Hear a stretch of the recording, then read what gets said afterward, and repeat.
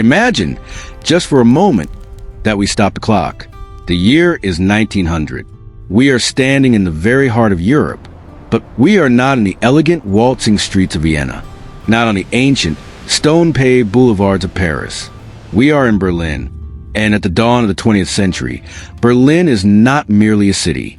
It is an eruption, the youngest metropolis in Europe, the loudest, the most aggressive. Close your eyes, and you don't hear music. You hear a roar. Pile drivers slam into the sandy soil of Brandenburg. Steel wheels scream against steel rails. A constant mechanical thunder fills the air. The sound of a city that has decided it will own the future. This is the age of the Kaiser. Wilhelm II, a man obsessed with uniforms, ceremonies, and spectacle, and his capital mirrors his ego. Parades march through wide avenues. Military bands echo between new stone facades. But beneath the polished boots and Prussian discipline, something far more powerful is unfolding. Berlin is becoming Electropolis, the city of electricity. While other European capitals still glow faintly beneath gas lamps, Berlin burns bright. Here, electricity is not a novelty. It is an ideology. The giant Siemens and AEG are more than companies.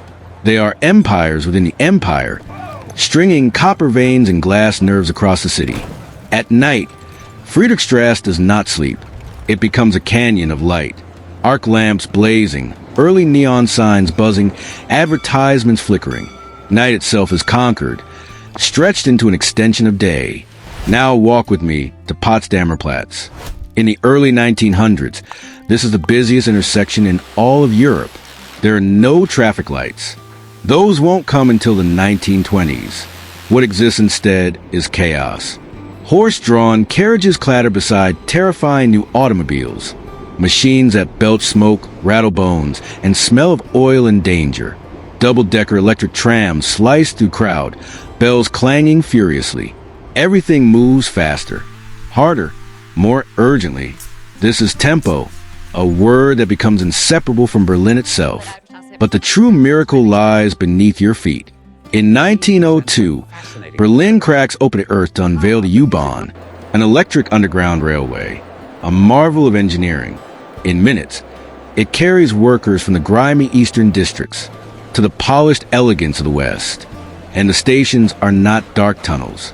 They are tiled palaces, Art Nouveau temples designed to make the daily commute feel like a journey into tomorrow. Yet Berlin has two faces. Ride west to Charlottenburg and Tiergarten, and you see the Berlin that wants to be admired. This is the world of the Nouveau Riche. Industrial barons, bankers, rising elites. Women stroll in oversized hats crowned with ostrich feathers. Men linger in cafes, cigars in hand, debating new ideas. The theories of a little-known patent clerk named Albert Einstein, or the revolutionary plays of Max Reinhardt. They shop at the grand department stores of Leipziger Platz, cathedrals of consumption, with glass atriums so vast they resemble museums. Here, you can buy anything, from Persian rugs to fresh pineapples, luxuries flowing in from Germany's growing colonial reach. But travel north or east to Wedding or Nuckeln, and the light fades. Coal smoke thickens the air. The glow of electricity gives way to gray smog. This is the Berlin of the Majet-Skazenen, the rental barracks. Vast, fortress-like tenement blocks built around suffocating inner courtyards. They are numbered. First courtyard, second courtyard, third. Each step inward means less light, less air, and deeper poverty.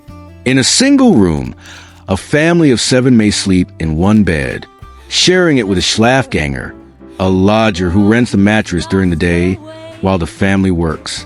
The air smells of boiled cabbage, sweat, and factory smoke. This is the engine room of the empire.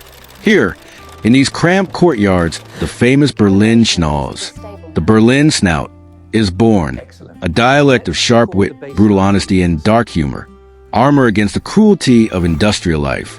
These workers build the locomotives at Borsig. They assemble turbines for AEG. They shovel coal that keeps the city alive. Even communication moves at Berlin speed. Before smartphones, there is the Rohrpost, By 1900, hundreds of kilometers of pneumatic tubes snake beneath the streets. Write a letter, seal it in a red capsule, send it flying through compressed air. It arrives across the city within an hour. Text messaging, Edwardian style. Culturally, Berlin teeters on the edge of a beautiful breakdown. Rigid Prussian morals collide with rebellion.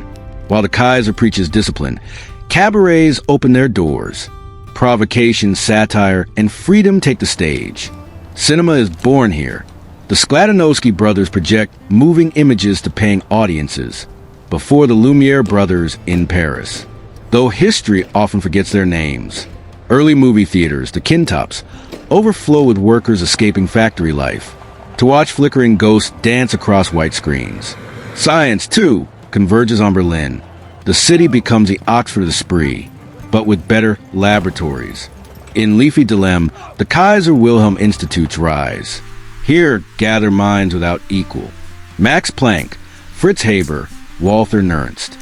They unlock the secrets of atoms and air, believing German science will heal the world, even as military planners nearby search for ways to weaponize it. And looming over everything stands Anhalter Bahnhof, one of the largest train stations on Earth. A brick cathedral of motion. From here, express trains depart for Rome, Vienna, Athens. Stand beneath its iron arches, amid hissing steam and shouting porters. And it feels undeniable. Berlin is the center of the world. It feels permanent, invincible, destined for greatness. No one in the crowds of 1900 can see what is coming. They cannot see the trenches of World War I.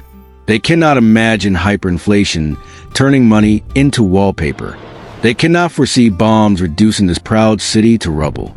For now, in this frozen moment, Berlin is simply alive, a monstrous city, hungry, ambitious, smelling of ozone and coal dust, vibrating with the energy of 4 million people who believe, absolutely, that the 20th century belongs to them. Berlin, the city of iron and light, rushing headlong into a future it cannot predict, but is determined to lead.